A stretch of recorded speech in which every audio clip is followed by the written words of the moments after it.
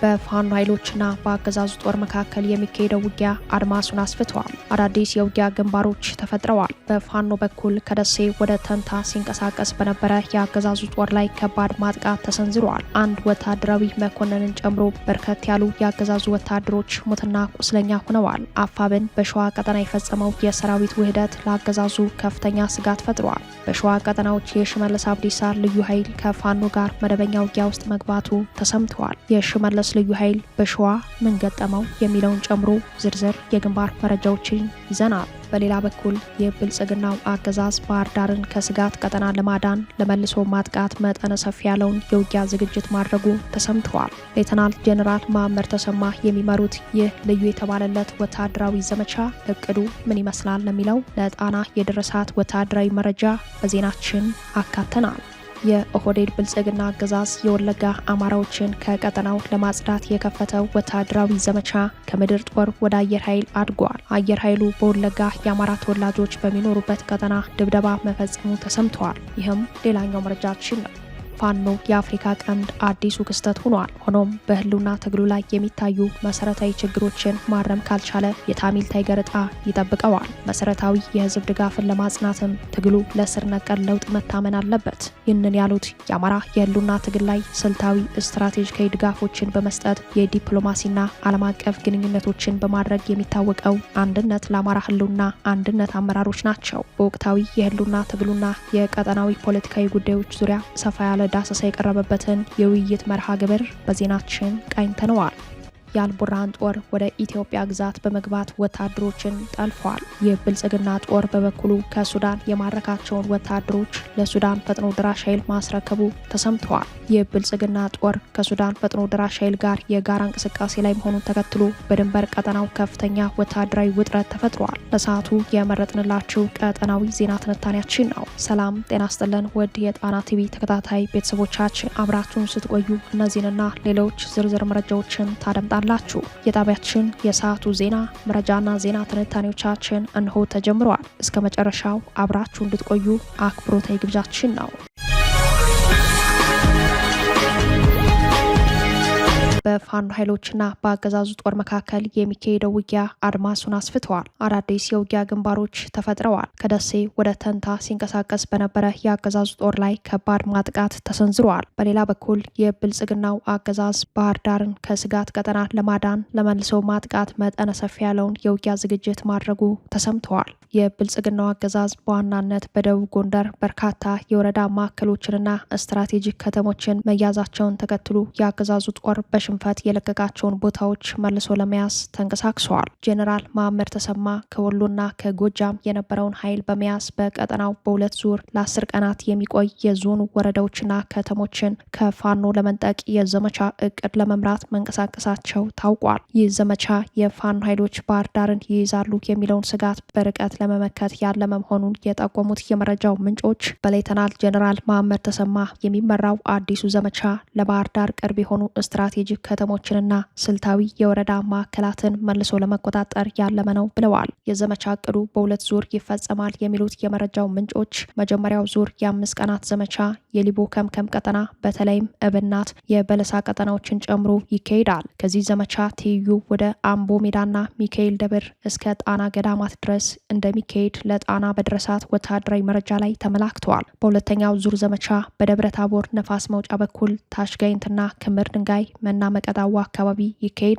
በተመሳሳይ በዚሁ ሁለተኛ ዙር ዘመቻ እስቴ ስማዳና ደራን በሁለት ዙር ለመቆጣጠር ወታደራዊ የዘመቻ ንድፈ ሀሳብ ዝግጅትና ስምሪት ተደርጎ የምስራቅ እዝ ዋና አዛዥ ጄኔራል መሐመድ ተሰማ ወደ አካባቢው ተንቀሳቅሰዋል። በዚህ መልክ የተያዘው ዘመቻ እስከ ቀጣዩ መጋቢት 30 ቀን ይቆያል ተብሏል። በሌላኛው የግንባር መረጃ በወሎ ቤት አማራ አዲስ የውጊያ ግንባር መከፈቱ ተሰምተዋል። ምኒልክ እዝ 106ኛ ኮር 34ኛ ክፍለ ጦር በዋሮ ሜዳ በብልጽግና ሰራዊት ላይ ማጥቃት ከፍተዋል። ዛሬ መጋቢት 20 ቀን ንጋት 11 ሰዓት የተጀመረው አውደ ውጊያ ጋዞ ወረዳ ዋሮ ሜዳ ላይ መካሄዱን፣ በዚህ አውደ ውጊያ 3 አምቡላንስ ሙሉ የአገዛዙ ጦር ሙትና ቁስለኛ መነሳቱን አፋብን ምኒልክ እዝ በግንባር መረጃው ላይ ተመላክቷል። በተመሳሳይ የአውደ ውጊያ መረጃ ከደሴ ወደ ተንታ ሲጓዝ በነበረ የአገዛዙ ጦር ላይ የፋኖ ኃይሎች በሰነዘሩት ማጥቃት በአንድ ወታደራዊ ፓትሮል ታጅቦ ሲንቀሳቀስ የነበረ ማዕረጉ ለጊዜው በውል ያልታወቀ ወታደራዊ አመራርን ጨምሮ በርካታ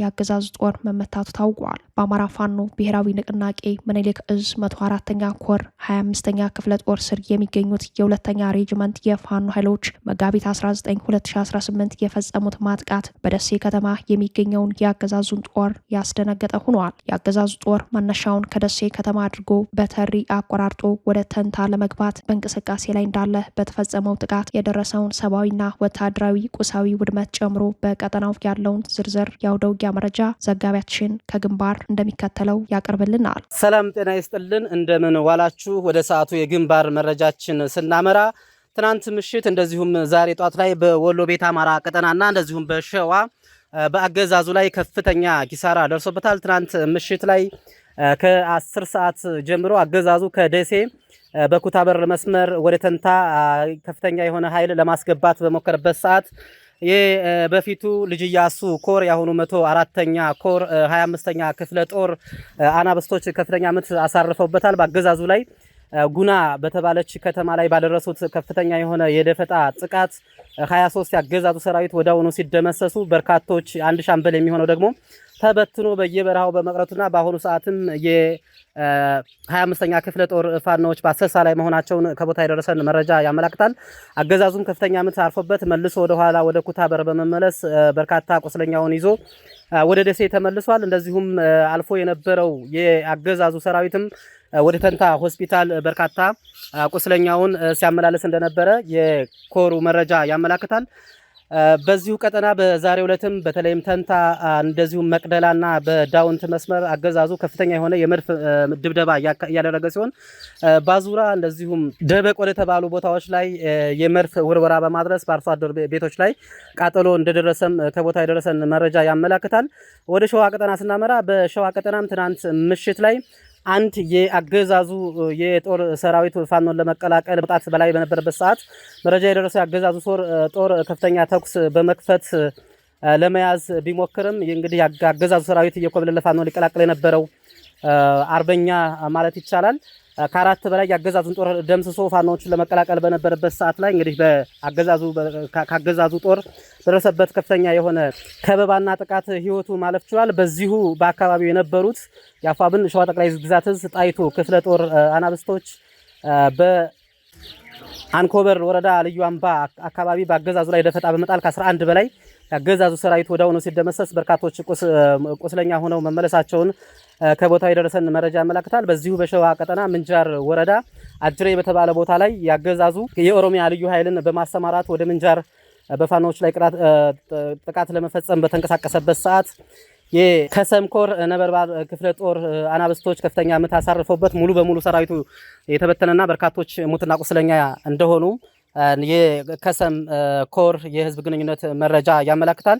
በመረጃው መሰረት ሙሉ በሙሉ በሚባል ደረጃ መጥቶ የነበረው የኦሮሚያ ልዩ ኃይል ተመቶ እንደዚሁም የተበተነ ያለ ሲሆን ከ20 በላይ አስክሬኑንም ጥሎ እንደሸሸ ከቦታ ደርሰን መረጃ ያመላክታል። ተስፋዬ ልሳኑ ነኝ ከዛው ከትግሉ ሜዳ። በሌላኛው መረጃችን የብልጽግና አየር ኃይል በወለጋ የአማራ ተወላጆች በሚኖሩበት ቀጠና ድብደባ መፈጸሙ ተሰምተዋል። አገዛዙ የወለጋ አማራዎችን ከቀጠናው ለማጽዳት የከፈተው ወታደራዊ ዘመቻ ከምድር ጦር ወደ አየር ኃይል አድጓል። የጣና ተባባሪ ዘጋቢ ባደረሰን መረጃ ላይ እንደተመለከተው በምስራቅ ወለጋ ዞን ጊዳያና ወረዳ ነው የድሮን ጥቃት የተፈጸመው። በዚህ ወረዳ አንድ ወደ ዲቾ ቀበሌ አሊ በተሰኘች ታዳጊ ከተማ ዛሬ መጋቢት 20 ቀን በጠዋቱ በተፈጸመ የድሮን ጥቃት አሊ ትምህርት ቤት ሙሉ በሙሉ መውደሙንና ቁጥራቸው በውል ያልታወቀ ንጹሃን የአማራ ተወላጆች የጥቃቱ ሰለባ መሆናቸው ተሰምተዋል። መንደሯ የአማራ ተወላጆች የሚኖሩባት እንደሆነ ጥቃቱ የተፈጸመው በአካባቢው ምንም አይነት የታጠቀ ኃይል በሌለበት ሁኔታ ይልቁንም ከሌላ አካባቢ የተፈናቀሉ የአማራ ተወላጆች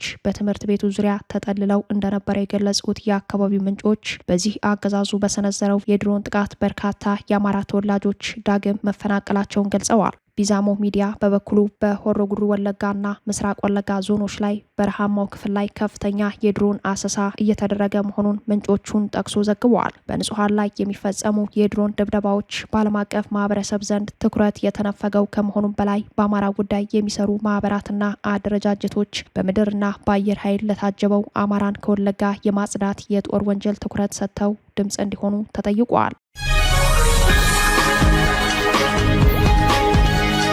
ፋኖ የአፍሪካ ቀንድ አዲሱ ክስተት ሆኗል። ሆኖም በህልውና ትግሉ ላይ የሚታዩ መሰረታዊ ችግሮችን ማረም ካልቻለ የታሚል ታይገር ዕጣ ይጠብቀዋል ተባለ። መሰረታዊ የህዝብ ድጋፍን ለማጽናትም ትግሉ ለስር ነቀል ለውጥ መታመን አለበት ተብሏል። በአማራ የህልውና ትግል ላይ ስልታዊ ስትራቴጂካዊ ድጋፎችን በመስጠት የዲፕሎማሲ ዓለም አቀፍ ግንኙነቶችን በማድረግ የሚታወቀው አንድነት ለአማራ ህልውና መጋቢት 19 ቀን ባዘጋጀው የውይይት መርሃ ግብር ላይ ወቅታዊ የህልውና ትግሉና የቀጠናው ፖለቲካዊ ጉዳዩ ዙሪያ ሰፋ ያለ ዳሰሳ አቅርበዋል። በዚህ ውይይት መርሃ ግብር ድጋፍ ሰጪ ድርጅቱ ከአባላትና ከደጋፊዎቹ እንዲሁም ውይይቱን ከታደሙ ሰዎች በቀረበው የውይይት መነሻ ሀሳብ ዙሪያ ጥያቄዎች ቀርበው ምላሾች ተሰጥተዋል። በውይይቱ መነሻ ጽሑፍ ያቀረቡት የአንድነት ለአማራ ህልውና አንድነት ዋና ሰብሳቢ አቶ ሾላ አውግቸውና የስራ አስፈጻሚ አመራር የሆኑት አቶ መሐመድ አሊ ሲሆኑ ውይይቱ ከወቅታዊው የዓለም ስርዓት በመነሳት በመካከለኛው ምስራቅና በአፍሪካ ቀንድ ያለውን የኃይል አሰላለፍ በመተንተን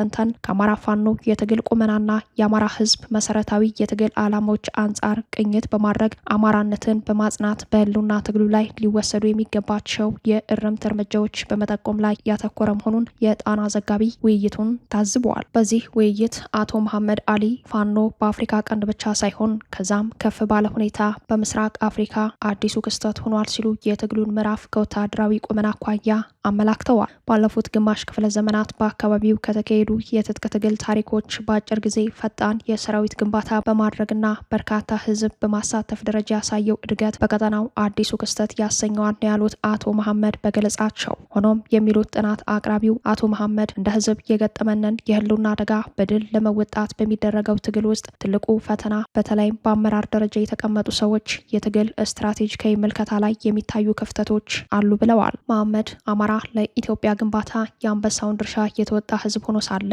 አንዳንድ የፋኖ አመራሮች ግን ትግሉን በየመንደሩ ከተከፋፈሉ ትናንሽ ነገስታት እንዲወጠር አድርገውት መቆየታቸው ተሻጋሪ ተጽዕኖ ፈጥሯል ብለው ያምናሉ። በተለይ በአሁኑ የፋኖ ትግል ውስጥ የሚስተዋሉ ዋና ዋና ችግሮች ሲሉ የጠቀሷቸው 3 ነጥቦች፣ አንደኛ የጠባብነት አደጋ ማለትም አንድ ወጥ ብሔራዊ ራዕይ ከመቅረጽ ይልቅ በየመንደሩ ራስን እንደ ጦር አበጋዝ የመቁጠር ሁኔታ፣ ሁለተኛ በአንዳንድ ግለሰቦች የታሪክ ክህደት ዝንባሌዎች መታየታቸው ሲሉ በገለጹት ሀሳባቸው ላይ የአማራ ታሪካዊ ጠላቶች ከሚባሉ ኃይሎች ጋር የተጀመሩ ያልተቀደሱ ግንኙነቶች የአማራን ህዝብ የሀገር ባለቤትነት ታሪክ የሚያረክስ የፖለቲካ ቂልነት ነው ብለውታል። በሶስተኛ ደረጃ ያስቀመጡት የትግሉ ክፍተት የአንድ ትግል መዳረሻ በመሪዎቹ ስብዕና የሚወሰን በመሆኑ አመራሩ የሰራዊቱን ድምጽ የመስማት የህዝብ ጥያቄዎችን የማዳመጥና ፈጣን ምላሽ የመስጠት የአመራር አቅሙን ማሳደግ እንዳለበት በመጥቀስ ይህ ክፍተት ከህዝብ ሊነጥል እንደሚችል አሳስበዋል። ህዝቡ ከድህነቱ በላይ በሰላም እጦት መማረሩ ትግሉ ከህዝብ ልብ እንዳይወጣ ያሰጋል ሲሉም ሁኔታውን እንደሚከተለው አስረድተዋል። ትግሉ ከህዝቡ ልብ እንዳይወጣ ከፍተኛ ጥንቃቄ ያስፈልጋል። እዚህ ጋር ምንድነው ብዙ አመራሮችም ሲናገሩት እንሰማለን። ፋኖ ከላይ የጠቀስኳቸውን ችግሮች ይዞ የሚቀጥል ከሆነ በዋናነት በአመራሩ በኩል ያለው ችግር በዚህ መንገድ ከቀጠለ ሊመጣ የሚችለው ነገር በጣም ግልጽ ነው። ብዙ አንዳንዶቹም ቃሉን ተጠቅመውበታል። እንደ ታይመል ታይገር እንሆናለን አይነት ነገር የሚሆነው ያ የህዝቡን ስነ ልቦና ወይም ትግሉ የሚጠይቀውን ወይም ህዝቡን በተከታታይ ከሚደረሱበት ችግሮች ፕሮቴክት ማድረግ ካልቻለ ያ ምንድነው የስትራቴጂክ ሱሳይድ ገጥሞታል ማለት ነው። ስለዚህ ከትግሉ ልብ ውስጥ የሚወጣ ከሆነ ይህ ትግል መልሶ ወደ ባክፋየር እንዳያደርግ ከፍተኛ ጥንቃቄ ያስፈልጋል። ስለዚህ ታይመል ታይገር መሆን የሚሆነው ትግሉ ምንድነው ከሆነ ካልሆነ አካል ጋር ሄዶ አላያንስ በመፍጠር ባለመፍጠር ሳይሆን ህዝብ ምን ይፈልጋል ወይም ህዝብን ከአደጋ ተከላክሎ ስትራቴጂክ ነድፎ የሚመጡ ችግሮችን አስተካክሎ መቅረፍ ካልቻለ ያሉት ነገር ሊከሰት ይችላል የሚል ሀሳብ አቶ መሐመድ በዚህ ንግግራቸው የስሪላንካው ታሚል ታይገር የትግል አነሳስና አወዳደቅ እንደሚያስተምረን ዲሲፕሊን የሌለው ትግል መጨረሻው በህዝብ መተፋት ነው ሲሉ አደጋውን አመላክተዋል። ከዚህ ቀደም የአፋብን የፖለቲካ መምሪያ ኃላፊ አርበኛ ሄኖክ ኪዳኔ የፋኖ ትግል በፍጥነት የውስጥ ችግሮቹን ማረም ካልቻለ የታሚል ታይገር ተዋጊዎች እጣ ሊገጥመው እንደሚችል የስጋት ትንተናውን ማጋራቱን ያስታውሱት መሐመድ የታሚል ታይገር ተዋጊዎች የውጊያ አቅም የነበራቸው ነገር ግን በአመራር ችግርና የፍላጎት ተቃርኖ ሰራዊቱ ዲሲፕሊን በማጣቱ በመጨረሻም በስሪላንካ አምባገነኖች አንድ በአንድ ተለቅመው የቀሩት በጫካ ተበትነው ከሀገር ወጥተው እንዳለቁ በማስታወስ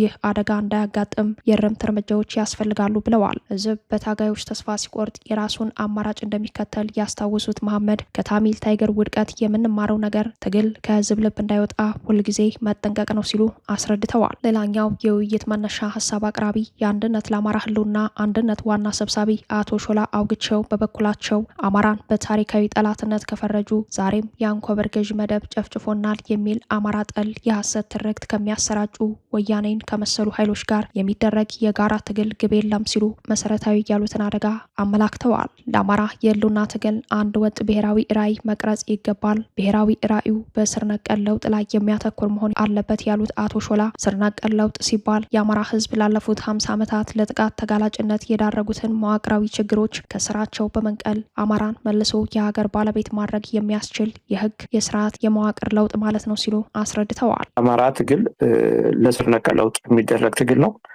ከዚህ ውጭ የተሸራረፈ ሀሳብ ከመጣ ለአማራም አይጠቅምም፣ ድጋፍም የለው፣ መሰረታዊ ድጋፉንም ያጣልና እነዚህ ነገሮች በትክክል መልስ ማግኘት አለባቸው። መልስ እስኪያገኙ ድረስ እኛም ጥያቄያችንን ትግላችንን እንቀጥላለን። ሁሉም አማራ የሚያነሳው ጥያቄ የአማራ ህዝብ ያለውና አደጋ ገጥሞታል ሲባል የሀገር ባለቤትነቱን የነጠቁት ታሪካዊ ጠላትነት የተከሉበት ኃይሎች የከፈቱትን ቀጥተኛና ቀጥተኛ ያልሆነ አደጋ በመመልከት ነው ያሉት አቶ ሾላ እንደ አማራ ባለፉት 50 ዓመታት ከመጣንበት መንገድ አኳያ እንደ ወያኔ፣ ኦነግ ያሉ ኃይሎች ታሪካዊ ጠላትነት የተከሉ ናቸው ብለዋል። ከነዚህ ኃይሎች ጋር የተጀመሩ ግንኙነቶች የአማራን ህዝብ የሀገር ባለቤትነት ታሪክ የሚያረክስ ነው ሲሉ የሞገቱት ዋና ሰብሳቢው ከነዚህ ኃይሎች ጋር ያለው ያልተቀደሰ ጋብቻ የአማራ ህልውና ትግልን መሰረታዊ መስመር የሚያስት በመሆኑ ከወዲሁ ሊታረቅ ይገባል ሲሉ አጽንኦት ሰጥተው ተናግረዋል። ሰብሳቢው አክለው የአማራ የህልውና ትግል በትጥቅ ትግል ላይ ብቻ ሳይወሰን ከተሞችን ማዕከል ያደረገ ንቅናቄ ሊፈጠርለት ይገባል። በተለይም የትግሉ መዳረሻ ማዕከል አዲስ አበባ ሆኖ በልዩ ትኩረት ሊሰራበት ይገባል ብለዋል። ፋኖ አማራ ተብሎ በታጠረው አካባቢ የተቀዳጀውን ወታደራዊ ድል በመላ ኢትዮጵያ ደረጃም እንዲቀዳጅ ወሳኝ ፖለቲካዊ ተግባራትን ማከናወን ይህ ሲሆን የአማራ ስትራቴጂካዊ ጥቅሞችን በሚያስጠብቅ መልኩ መሆን ይኖርበታል ያሉት የአንድነቱ አመራሮች በውይይቱ ማጠቃለያ ላይ በኢትዮጵያ ስር ነቀል ለውጥ እንደሚያስፈልግ ዓለም አቀፉን ማህበረሰብ ለማሳመን የተጀመሩ በጎ ጥረቶችን ይበልጥ እንደሚያጠናክሩ የዲያስፖራው ማህበረሰብ ወደ አንድነት እንዲመጣ በማድረግ የህልውና ትግሉን በሙሉ አቅሙ በዲፕሎማሲና ፋይናንስ እንዲያግዝ ለስር ነቀል ለውጥ እንደሚታገሉ ገልጸዋል።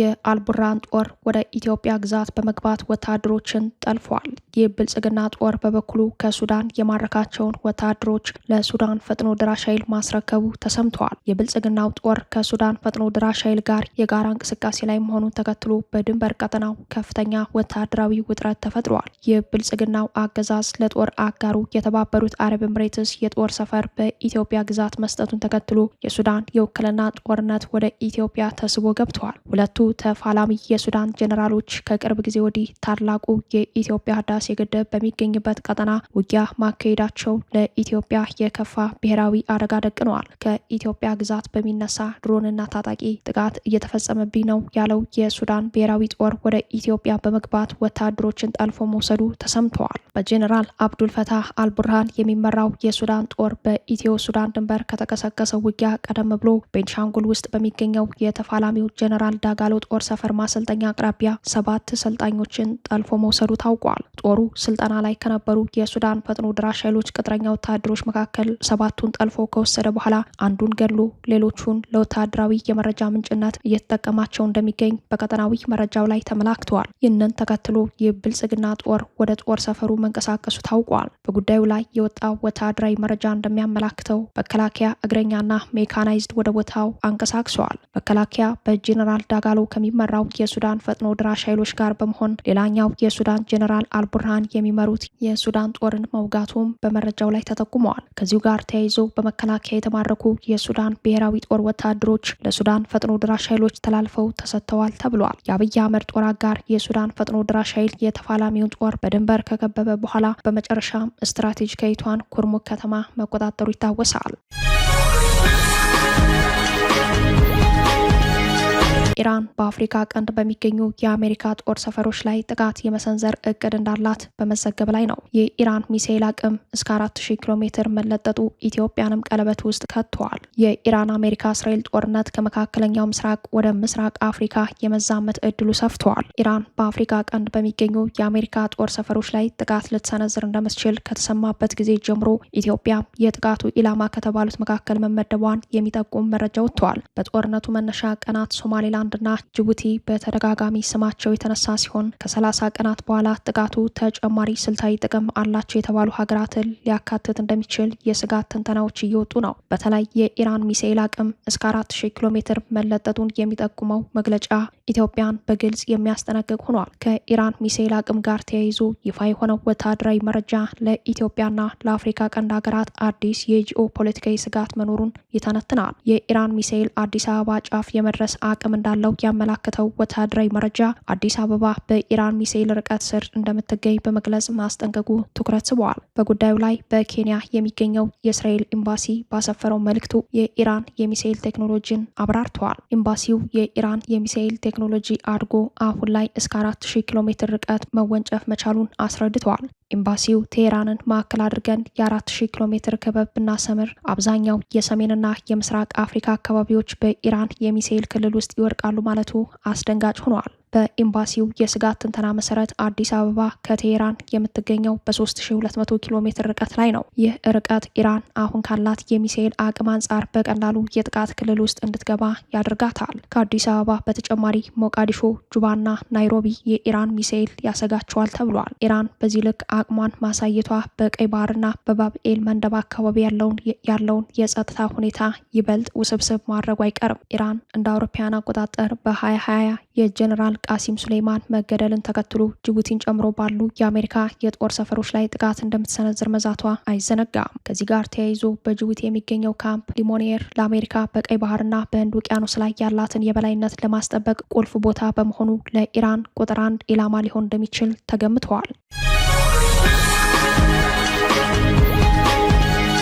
ግዙፉ የአሜሪካ ጦር በመጨረሻም ኢራን ጫፍ መድረሱን የአሜሪካ ማዕከላዊ ኮማንድ መረጃ አመላክተዋል። ጦሩ ከገባ በኋላ ጦርነቱ በ2 ሳምንት ውስጥ ያበቃል የሚል ግምት ተሰጥቶታል። በሌላ በኩል በትራምፕ ላይ ኖ ኪንግስ በሚል መፈክር የተቃውሞ ማዕበል መነሳቱ አነጋጋሪ ጉዳይ ሆነዋል። ከ3500 በላይ የሆኑ የአየር ወለድና የባህር ኃይል ወታደሮች ዩኤስኤስ ትሪፖሊ ከምትሰኝ ግዙፍ የጦር መርከብ ጋር ወደ አረቢያን ባህር መድረሳቸው ተሰምተዋል። በጉዳዩ ላይ የአሜሪካ ማዕከላዊ ኮማንድ መረጃ ሰጥተዋል። በመረጃው መሰረት የጦር ጀቶችንና አውሮፕላኖችን የምትይዘው መርከብና ወታደሮቹ ወደ ጦርነቱ ቀጠና ገብተዋል። አሜሪካ ከ3000 በላይ ወታደሮችን ወደ ኢራን አስጠግታለች። ይህም የእግረኛ ጦርነት ሊጀመር እንደሚችል አመላካች ነው። የአሜሪካ ጦር የኢራንን የነዳጅና ኤክስፖርት ደሴት በመያዝ ኢራንን በኢኮኖሚ ማሽመድመድ እቅድ መያዙን የተረዳችው ኢራን ለአሜሪካ የምድር ዘመቻ መዘጋጀቷን ይፋ በማድረግ 1 ሚሊዮን ወታደሮችን በተጠንቀቅ እንዲቆም አዛለች።